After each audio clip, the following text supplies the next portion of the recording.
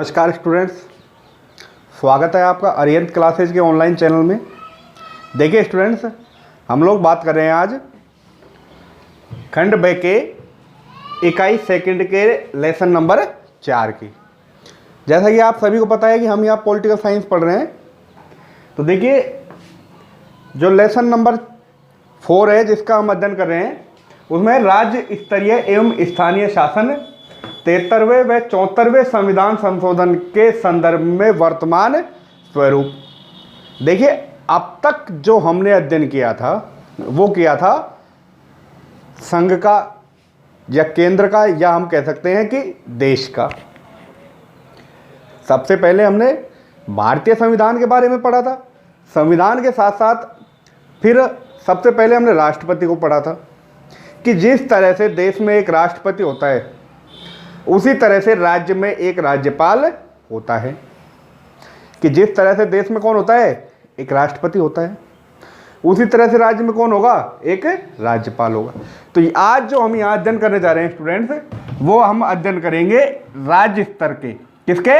राज्य के स्तर के, राज्य स्तर के। तो राज्य स्तर की बात करें तो जैसे मान लीजिए कि हमारा राज्य कौन सा है, राजस्थान। कौन सा है? राजस्थान। और अब से पहले हमने जो अध्ययन किया था वो भारत का अध्ययन किया था। किसका अध्ययन किया था? भारत देश का अध्ययन किया था। तो भारत क्या है? देश है। और राज्य कौन सा हो जाएगा? राजस्थान। देखिए आपने सुना था ना कि केंद्र और राज्यों के बीच शक्तियों का जो विभाजन होता है, अर्थात केंद्र और उसकी इकाई। तो इकाई यहाँ किसको कहा गया है? राज्यों को कहा गया है। किसको कहा गया है? राज्यों को कहा गया है। अब हम आगे बात करते हैं स्थानीय शासन की। तो देखिए स्थानीय शासन, यह जो परंपरा है ये प्राचीन काल से चली आ रही है। मौर्य काल में, अंग्रेजों के समय में भी बात करें तो हम, तो भारत में स्थानीय स्वशासन का जो जनक कहा जाता है, लॉर्ड रिपन को कहा जाता है। किसको कहा जाता है? Lord Ripon. एक अंग्रेज अधिकारी थे। कौन थे? एक अंग्रेज अधिकारी थे। उनको क्या कहा जाता है भारत में? स्थानीय स्वशासन का जनक। तो देखिए अभी हम लेसन के अकॉर्डिंग बात करें तो लेसन की ओर बढ़ते हैं। तो देखिए कि भारत एक संपूर्ण प्रभुत्व संपन्न, ध्यान दीजिएगा, भारत एक संपूर्ण प्रभुत्व संपन्न लोकतंत्रात्मक गणराज्य है। कैसा गणराज्य है? लोकतंत्रात्मक। अर्थात भारत का जो शासन है वो जनता के लिए है। किसके लिए है? जनता के लिए है। आगे देखिए कि भारत का जो शासन है कि भारत एक संपूर्ण प्रभुत्व संपन्न समाजवादी पंथ निरपेक्ष लोकतंत्रात्मक गणराज्य, जो एकात्मक सुविधाओं के साथ, भारत जो एकात्मक सुविधाओं के साथ, ध्यान देना, एकात्मक सुविधाओं के साथ शासन में कैसा है? संघीय है। कैसा है? संघीय या संघात्मक कह सकते हैं हम। ठीक है ना। अब देखिए ये कह रहा है कि भारत में कैसी सुविधाएं पाई जाती है? एकात्मक। विशेषताएं कह सकते हैं, लक्षण कह सकते हैं हम उनको। क्या कह सकते हैं? या तो हम उनको विशेषताएं कह सकते हैं या हम क्या कह सकते हैं? लक्षण कह सकते हैं। तो देखिए कि भारत एकात्मक सुविधाओं के साथ, अर्थात इकहरी नागरिकता पाई जाती है। देश और राज्य दोनों का एक ही संविधान है, अलग अलग संविधान नहीं है। कई जगह क्या होता है, संघात्मक शासन होते हुए दोनों जगहों पर संविधान, नागरिकता अलग अलग पाई जाती है। परंतु हमारे देश में ऐसा नहीं हुआ है, क्योंकि इससे क्या होता है, केंद्र कमज़ोर होता है। केंद्र की स्थिति कमज़ोर हो जाती है। और केंद्र की स्थिति को मजबूत रखने के लिए संघात्मक राज्य होते हुए भी लक्षण कैसे पाए गए हैं? एकात्मक। अब एकात्मक लक्षण पाए गए हैं तो देखिए उसी के साथ भारत में संघात्मक शासन होते हुए भी एकात्मक लक्षण पाए जाते हैं, एकात्मक सुविधाएं पाई जाती हैं। ठीक है ना, ये ध्यान में रखना है आप लोगों को। अब आगे बढ़ते हैं, बात करेंगे हम सबसे पहले राज्य प्रशासन की। किसकी बात करेंगे स्टूडेंट्स? राज्य प्रशासन की। तो देखिए राज्य की बात कर रहे हैं तो सबसे पहले हम बात करेंगे राज्य प्रशासन की। यहाँ सिर्फ आपको समझना है, ये मानो ये अध्याय आप पहले पढ़ चुके हो। पढ़ कहाँ चुके हैं, ये हम पढ़ चुके हैं संसद में, राष्ट्रपति वाले चैप्टर में इनको पढ़ चुके हैं। सबसे पहली बात कि जिस तरह भारत देश में एक संसद होती है, जिस तरह भारत देश में एक संसद होती है, उसी तरह राज्यों में एक विधानमंडल होती है। क्या होती है? विधानमंडल होती है। तो संसद के 2 सदन हैं। संसद के कितने सदन हैं? 2 सदन हैं। या अंग पूछे तो राष्ट्रपति, लोकसभा और राज्यसभा, ये संसद के 3 अंग हो जाएंगे। ऐसे ही विधानमंडल के भी 2 सदन है, एक विधानसभा और दूसरा विधान परिषद। अब यह जो विधान परिषद है, ये निम्न राज्यों में, कुछ ही राज्यों में पाया जाता है, अर्थात भारत में 7-8 राज्यों में ही पाया जाता है। ठीक है ना। तो हम यहाँ बात कर रहे हैं किसकी? राज्य प्रशासन की। किसकी बात करेंगे? State government. किसकी बात करेंगे? स्टेट प्रशासन, एडमिनिस्ट्रेशन। ठीक है ना, एडमिनिस्ट्रेशन, राज्य प्रशासन या राज्य सरकार की बात करेंगे। तो देखिए, जिस तरह से मैंने बताया था कि देश में क्या होती है, ध्यान दीजिएगा, एक संसद होती है। कहाँ पर होती है? देश में, जिसके 2 सदन होते हैं, एक लोकसभा होता है, एक राज्यसभा होता है। ठीक है ना। अंग पूछे तो अंग और राष्ट्रपति जुड़ जाता है इसमें। कौन सा जुड़ जाता है? राष्ट्रपति। इसी तरह से ये तो होता है देश में। इसी तरह से राज्य में क्या होता है? एक विधानमंडल होती है, संसद की भांति एक विधानमंडल होती है। उस विधानमंडल में क्या होता है स्टूडेंट्स? 2 सदन होते हैं। और अंगों की बात करें तो 3 अंग हो जाते हैं। सदन कौन कौन से होते हैं? विधानसभा, विधानसभा, नेक्स्ट विधान परिषद। ये 2 सदन हो गए, विधानसभा और विधान परिषद। अगर यहाँ पूछता है कि अंग, तो यहाँ राज्यपाल भी एक अंग हो जाता है। ठीक है ना। सेम पोजीशन जिस तरह से देश में है, उसी तरह से राज्य में पाई जाती है। ध्यान देना, सेम पोजीशन है, जिस तरीके से देश में संसद है, राज्यों में क्या होती है? विधानमंडल होती है। अब देखिए आगे, हमें यहाँ राज्य प्रशासन के बारे में बात करना है, स्टेट एडमिनिस्ट्रेशन। तो स्टूडेंट्स, जिस तरीके से, ध्यान देना, जिस तरीके से देश में संवैधानिक प्रमुख राष्ट्रपति होता है, देखिए देश के संवैधानिक प्रमुख, ध्यान देना, देश के संवैधानिक प्रमुख कौन होता है? राष्ट्रपति होता है। कौन होता है? और राष्ट्रपति को सलाह देने के लिए एक मंत्रिपरिषद होती है। कौन होती है? मंत्रिपरिषद होती है।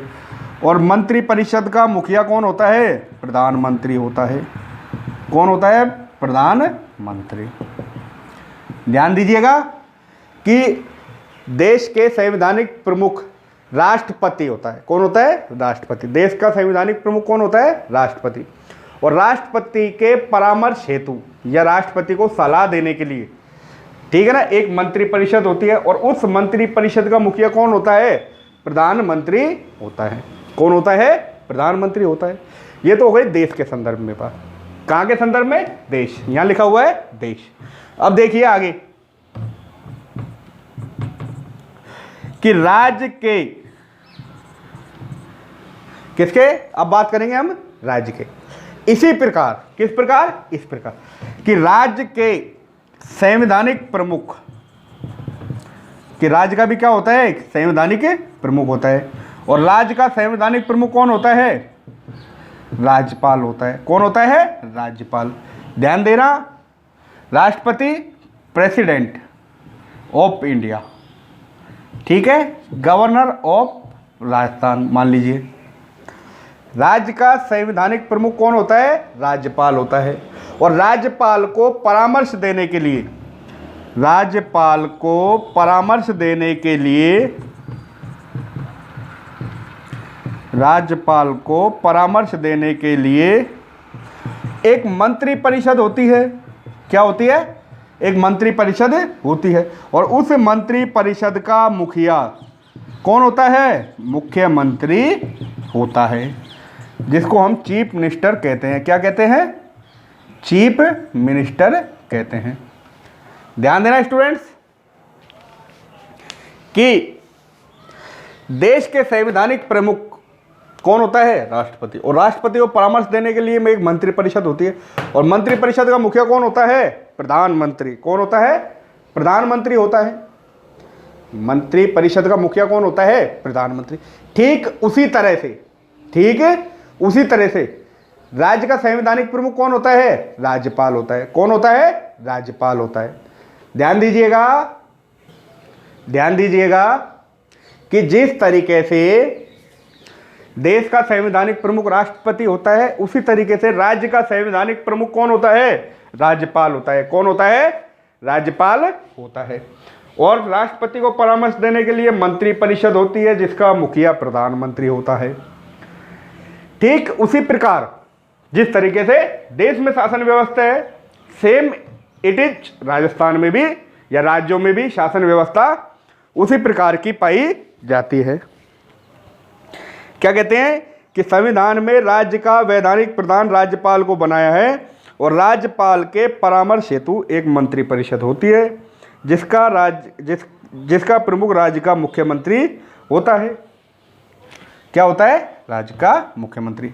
देखिए, मैंने आपको बताया था कि भारत में 2 प्रकार की शासन व्यवस्थाएं पाई जाती है, ठीक है ना? या 2 प्रकार की कार्यपालिका पाई जाती है, एक वास्तविक कार्यपालिका, दूसरी नाम मात्र की। तो ये राष्ट्रपति नाम मात्र की कार्यपालिका है। कैसी कार्यपालिका है? नाम मात्र। प्रधानमंत्री वास्तविक कार्यपालिका है। ऐसे ही राज्यपाल नाम मात्र का है। किसका है? नाम मात्र। केंद्र द्वारा अभिभूत, अर्थात केंद्र द्वारा इसको राज्यों में क्या किया जाता है? चुना जाता है या राज्यों में लगाया जाता है।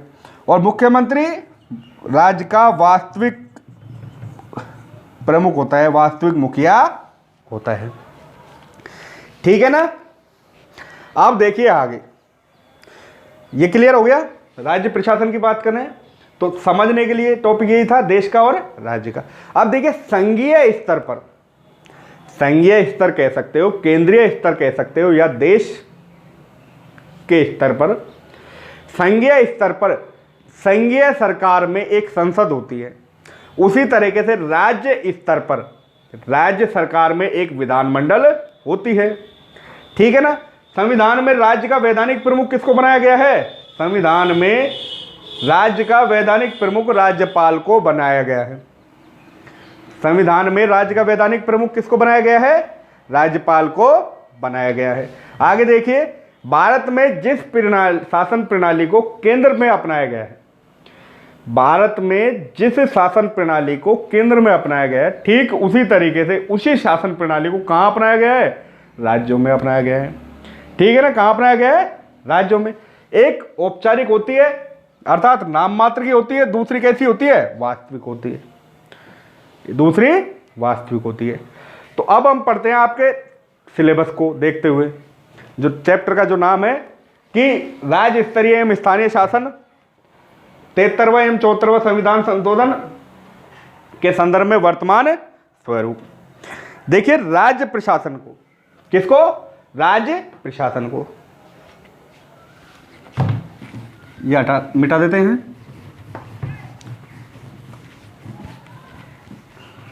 राज्य प्रशासन को विभिन्न जिलों में विभक्त किया गया है। किन में विभक्त किया गया है? राज्य प्रशासन को विभिन्न जिलों में विभक्त किया गया है। ध्यान दीजिएगा कि राज्य प्रशासन को विभिन्न जिलों में विभाजित किया गया है। और जिला प्रशासन का प्रमुख दायित्व क्या होता है? और जिला प्रशासन का, किसका? जिला प्रशासन का। भाई जिलों में कर रहे हैं तो जिला का मुखिया कौन होगा? प्रशासन का अधिकारी, जिला अध्यक्ष। तो जिला प्रशासन का मुख्य दायित्व क्या है? जनता की देखरेख करना। और यह कौन करता है? जिला अध्यक्ष। कौन करता है? जिला अध्यक्ष। जिला अध्यक्ष करता है। कौन करता है? जिला अध्यक्ष करता है। अर्थात भारत में लोक कल्याणकारी राज्य की स्थापना करने का जो भार होता है वो जिला अध्यक्ष के कंधों पर होता है। किसके कंधों पर होता है? जिला अध्यक्ष के कंधों पर होता है। उसके बाद जो आपके नेक्स्ट आता है वो स्टूडेंट्स आता है आपके बेटा राज्यपाल। कौन आता है? राज्यपाल। तो देखिए, राज्य प्रशासन की कुछ विशेषताएं होती हैं, उनका अध्ययन करेंगे। राज्य प्रशासन को विभिन्न जिलों में विभक्त किया गया है। जिला प्रशासन के अधीन जिला अध्यक्ष कार्य करता है, देख रेख करता है। अर्थात राज्य भारत देश की लोक कल्याणकारी योजनाएं जिला अध्यक्ष के कंधों के ऊपर होती है। ठीक है ना। अब देखिए राज्य प्रशासन की विशेषताएं। राज्य प्रशासन की विशेषताएं, अब विशेषताएं कौन कौन सी हैं? पहली विशेषता है राज्य प्रशासन की पहली विशेषता कि राज्य प्रशासन का अस्तित्व कैसा होता है? स्वतंत्र होता है। राज्य प्रशासन का अस्तित्व कैसा होता है? स्वतंत्र। ये विशेषताएं हैं, ध्यान रखना। कई बार क्वेश्चन पूछता है एग्जाम में कि राज्य प्रशासन की विशेषताएं बताइए। पहली विशेषता है कि राज्य प्रशासन का जो अस्तित्व होता है वो कैसा होता है? स्वतंत्र होता है। कि राज्य का जो प्रशासन होता है वो स्वयं अपने अभिभूत होकर कार्य करता है, किसी का अधीन होकर कार्य नहीं करता। दूसरा है राज्यों में पृथक संविधान का अभाव है। अर्थात देश और राज्य दोनों में एक ही संविधान पाया जाता है, पृथक संविधान नहीं पाया जाता। अर्थात राज्यों में पृथक संविधान का अभाव है। राज्य और देश का एक ही संविधान होता है, भारतीय संविधान। भारत की बात करें तो विशेषताओं की बात करें, तीसरे नंबर पर आता है कि बेटा आपातकाल में राज्य किसके अधीन रहकर कार्य करेगा? केंद्रीय प्रशासन के अधीन। किसके? केंद्रीय प्रशासन। मान लीजिए आपातकाल की स्थिति हो जाती है राज्यों में, संवैधानिक तंत्र विफल हो जाता है, तो किसके अधीन रहकर कार्य करता है राज्य? केंद्र के अधीन रहकर कार्य करता है। सारी की सारी जो व्यवस्था होती है किस पर निर्भर होती है? केंद्र पर निर्भर होती है। किस पर निर्भर होती है? केंद्र पर निर्भर होती है। चार विशेषताएं हो चुकी हैं, ठीक है ना। किस पर आधारित होता है राज्य प्रशासन? जन सहभागिता पर। किस पर आधारित होता है? जन सहभागिता पर आधारित होता है। देखिए और भी बहुत सारी विशेषताएं हैं, जैसे राज्य प्रशासन विकास प्रशासन का द्योतक है। दूसरा, सचिवालय राज्य प्रशासन की धुरी है। सचिवालय, सेक्रेटरीट, ठीक है ना।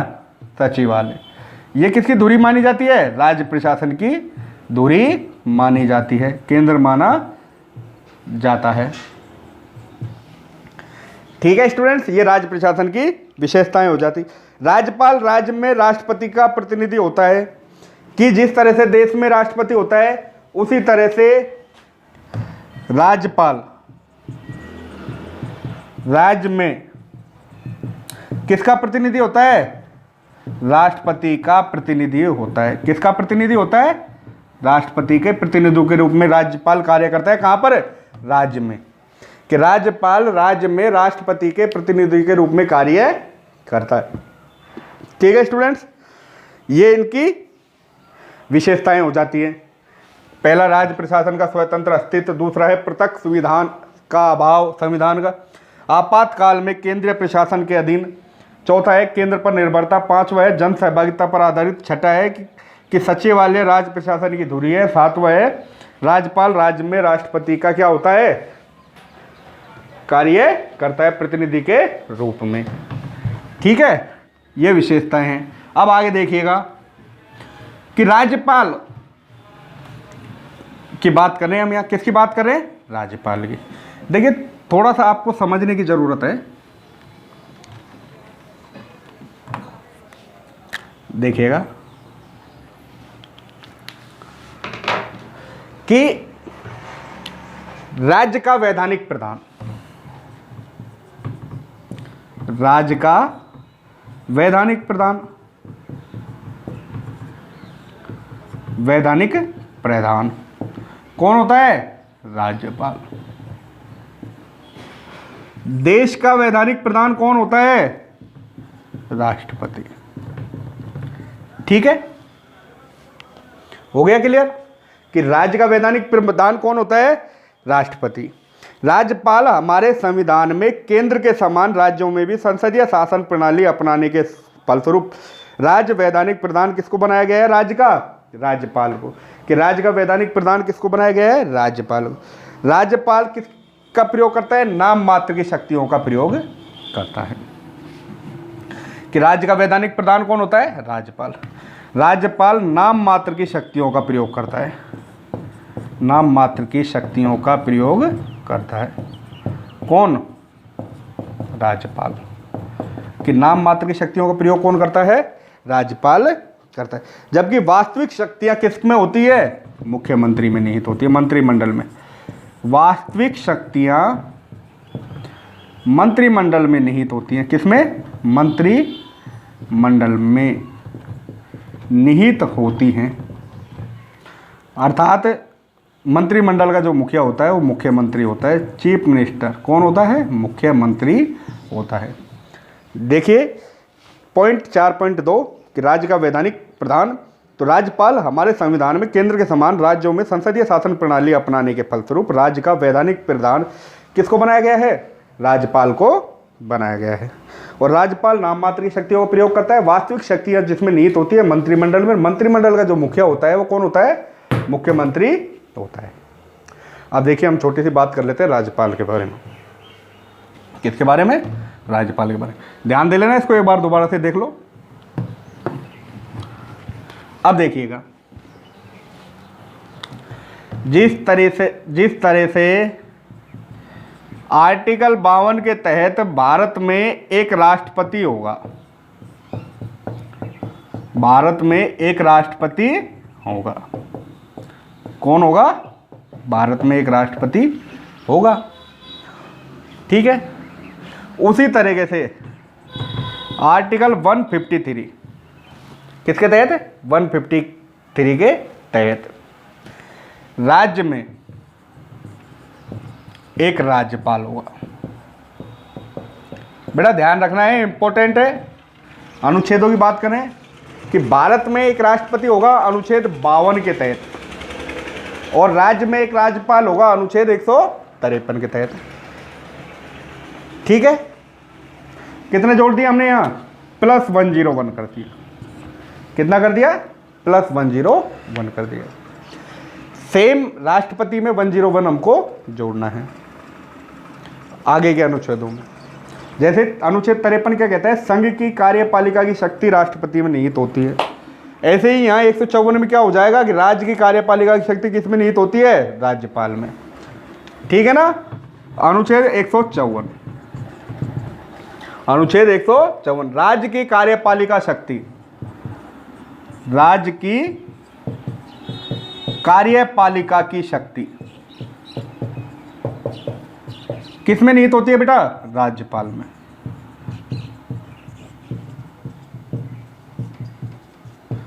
राज्य की कार्यपालिका की शक्ति किस में निहित होती है?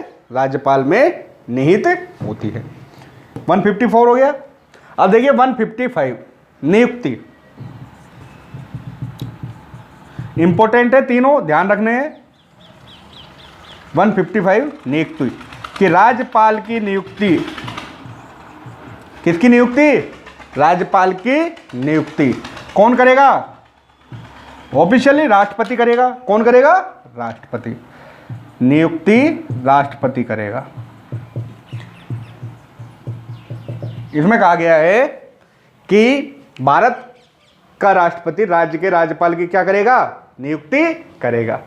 और साथ ही ध्यान देना कि भारत का राष्ट्रपति राज्य के राज्यपाल की नियुक्ति करेगा, और साथ ही एक ही व्यक्ति एक या एक से अधिक राज्यों का राज्यपाल नियुक्त किया जा सकता है। राज्यपाल की नियुक्ति राष्ट्रपति करेगा, और साथ ही एक ही व्यक्ति एक या एक से अधिक, ध्यान देना, एक या एक से अधिक राज्यों का राज्यपाल नियुक्त किया जा सकेगा। ठीक है। अब मुख्यमंत्री की बात मुख्यमंत्री के चैप्टर में करेंगे आगे। राज्य प्रशासन में देखिए राज्यपाल भी आता है तो मुख्यमंत्री भी आएगा। कि विधानसभा में जो बहुमत दल का नेता होता है उसी को राज्यपाल क्या चुनता है? मुख्यमंत्री चुनता है। ठीक है ना। विशेषताएं हम राज्य प्रशासन की पढ़ चुके हैं। राज्यपाल की स्थिति, अब जो हमारा टॉपिक है वो है राज्यपाल की स्थिति। क्या होगा स्टूडेंट्स? राज्यपाल की स्थिति। तो देखिए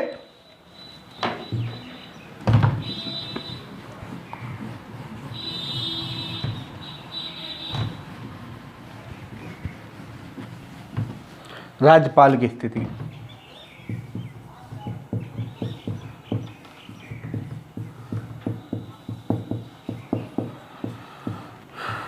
कि जिस तरीके से देश में राष्ट्रपति की स्थिति होती है उसी तरीके से राज्य में किसकी स्थिति होती है, राज्यपाल की स्थिति होती है। प्रारंभ में राज्यपाल की भूमिका औपचारिकता तक ही सीमित थी। किस तक सीमित थी, औपचारिकता तक सीमित थी। अर्थात राजनीतिक परिस्थितियों में यह अत्यंत शक्तिशाली और गरिमा का पद हो गया। ठीक है ना, कि राज्यपाल का कार्य क्या है, जैसे सीतारामैया ने कहा था कि राज्यपाल का कार्य अतिथियों की इज्जत करने, उनको चाय भोजन तथा दावत देने के अलावा कुछ नहीं है। तो स्थिति की हमने बात करी कि अनुच्छेद 153 के तहत, अनुच्छेद 153 के तहत राज्य में एक राज्यपाल होगा। अनुच्छेद 154 में राज्य की कार्यपालिका शक्ति किसमें निहित होगी, राज्यपाल में निहित होगी। अनुच्छेद 155 में कि राज्यपाल को नियुक्त कौन करेगा, राष्ट्रपति नियुक्त करेगा। ये इसकी स्थिति हो जाती है। ठीक है ना, कि राज्यपाल नाम मात्र का होता है, औपचारिक होता है। कैसा होता है, नाम मात्र का होता है, औपचारिक होता है। बाकी डिटेल आपके नोट्सों में उपलब्ध है ही है। नेक्स्ट जो आता है राज्यपाल की बदलती भूमिका। क्या आता है, राज्यपाल की बदलती भूमिका। देखिए राज्यपाल की बदलती भूमिका, कि राज्यपाल को क्यों बदला जाता है। कि राज्यपाल का क्या होता है, मुख्यमंत्रियों का कमजोर व्यक्तित्व होता है। राज्य सरकार के पास सुस्पष्ट बहुमत न होकर साधारण बहुमत होना, गठबंधन की विखंडनकारी प्रवृत्ति, दल बदल की प्रवृत्ति, ये क्या होता है, इसके बदलती भूमिका के निम्न कारण है। अब राज्यपाल को मनोनीत करने के कारण, राज्यपाल को मनोनीत करने के कारण, तो देखिए स्टूडेंट्स, राज्यपाल को जो मनोनीत करने के जो कारण होंगे कौन कौन से होंगे, कि राज्यपाल को किस लिए मनोनीत किया जाता है, तो राज्यपाल को संसदीय शासन प्रणाली के कारण, कि जिस तरीके से देश में राष्ट्रपति होता है उसी तरीके से राज्य में कौन होगा, राज्यपाल होगा। अर्थात पहला जो पॉइंट होगा कि राज्यपाल को क्यों नियुक्त किया जाता है, संसद प्रणाली के कारण। किसके कारण, संसद प्रणाली के कारण। दूसरे नंबर पर आप देखिएगा कि राज्यपाल को नाम मात्र की कार्यपालिका शक्तियां प्राप्त है, कि राज्यपाल को नाम मात्र की कार्यपालिका शक्तियां प्रदान की गई है, जबकि वास्तविक शक्ति किसको प्रदान की गई है, मुख्यमंत्री को प्रदान की गई है। भारत की विविधता को ध्यान में रखते हुए संघ व राज्यों में एकता एवं अखंडता स्थापित करने के लिए राज्यपाल का पद स्थापित किया गया है। एक स्वतंत्र और निष्पक्ष मध्यस्थ का निर्णायक के लिए राज्यपाल को चुना गया है। ठीक है ना। अब राज्यपाल की नियुक्ति के संबंध में कुछ परंपराएं हैं, कि राज्यपाल की नियुक्ति के संबंध में कुछ परंपराएं हैं। तो राज्यपाल की नियुक्ति के संबंध में कुछ परंपराएं,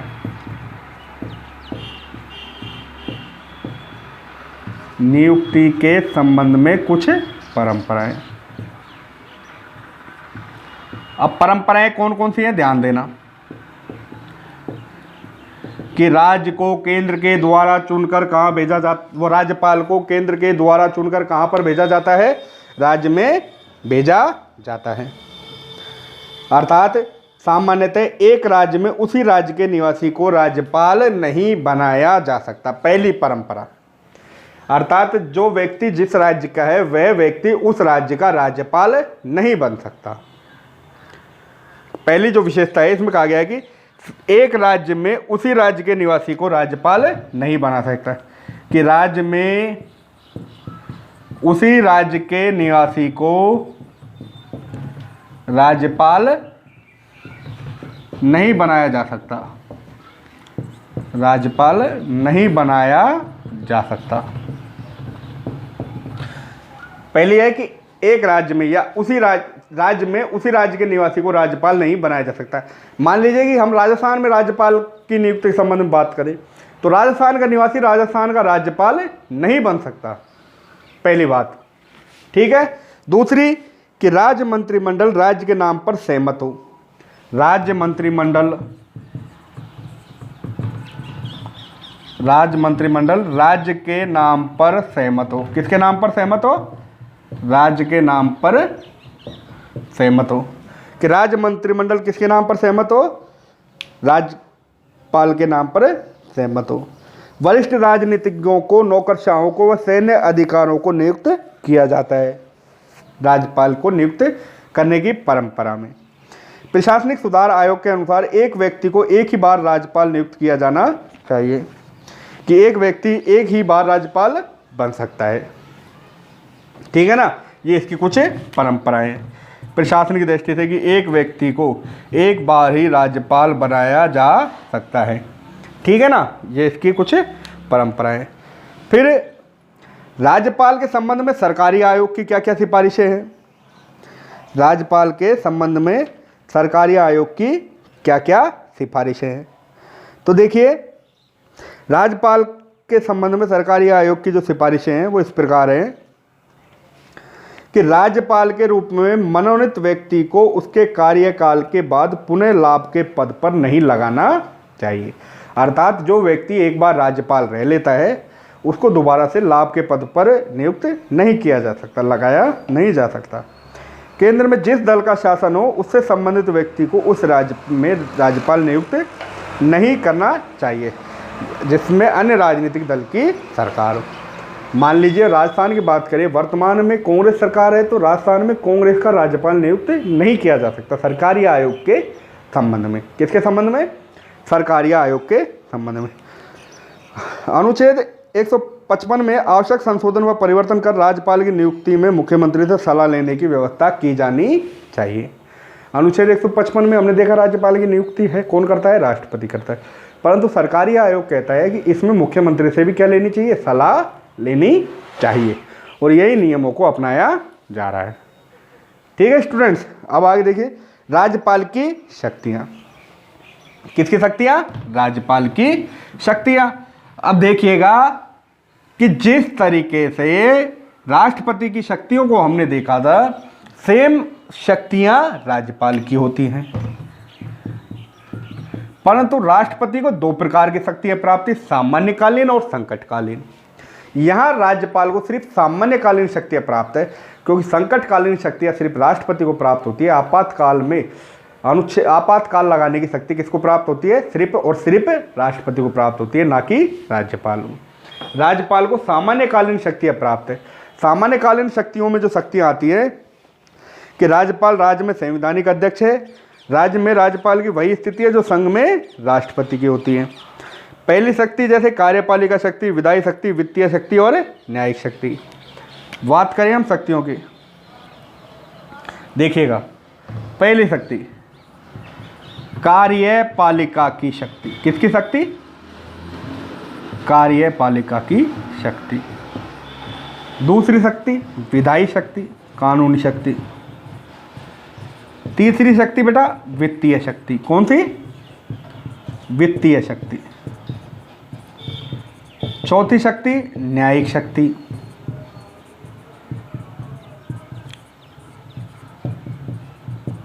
कि राज्यपाल को कौन कौन सी शक्तियां प्राप्त है। ठीक है ना। पांचवी है मंत्रियों के खिलाफ मुकदमे की अनुमति देना। मंत्रियों के खिलाफ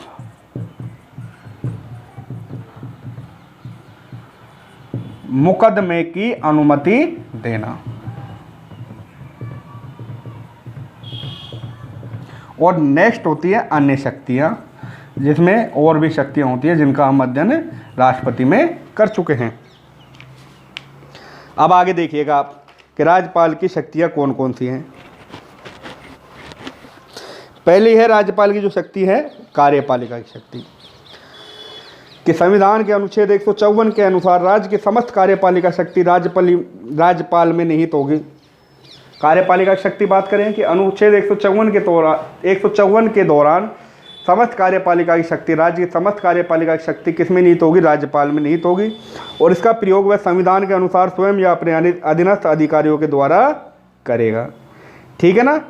और अनुच्छेद 163 के अनुसार राज्यपाल को प्रशासन कार्य में सहायता व परामर्श देने के लिए एक मंत्री परिषद होगी, जिसका मुखिया मुख्यमंत्री होगा।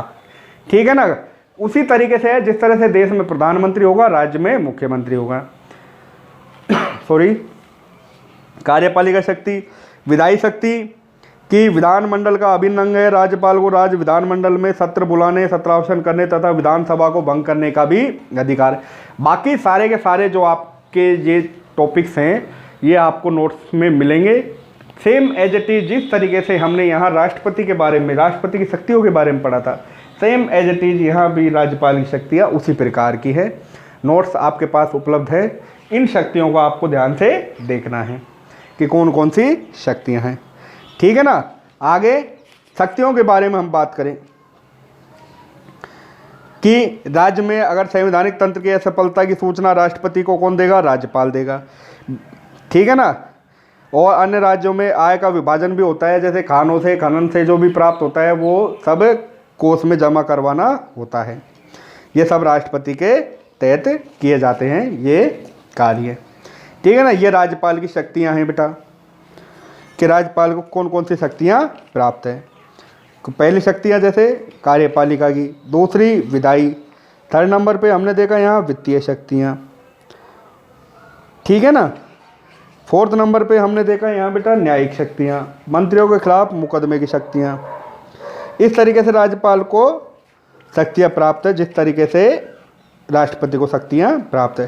क्या इतना इंपॉर्टेंट नहीं है, शक्तियों को ध्यान रख लेना, आप इनके बारे में लिख सकते हो।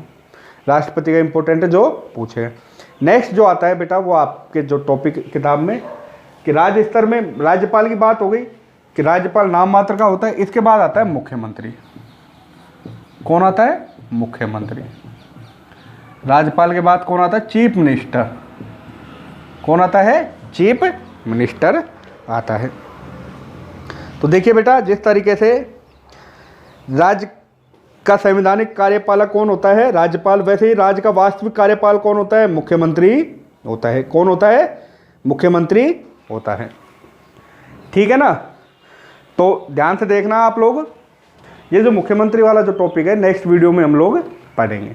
आज हमने राज्यपाल के बारे में पढ़ा था। अनुच्छेद 52 राष्ट्रपति, अनुच्छेद 153 राज्यपाल, ठीक है ना।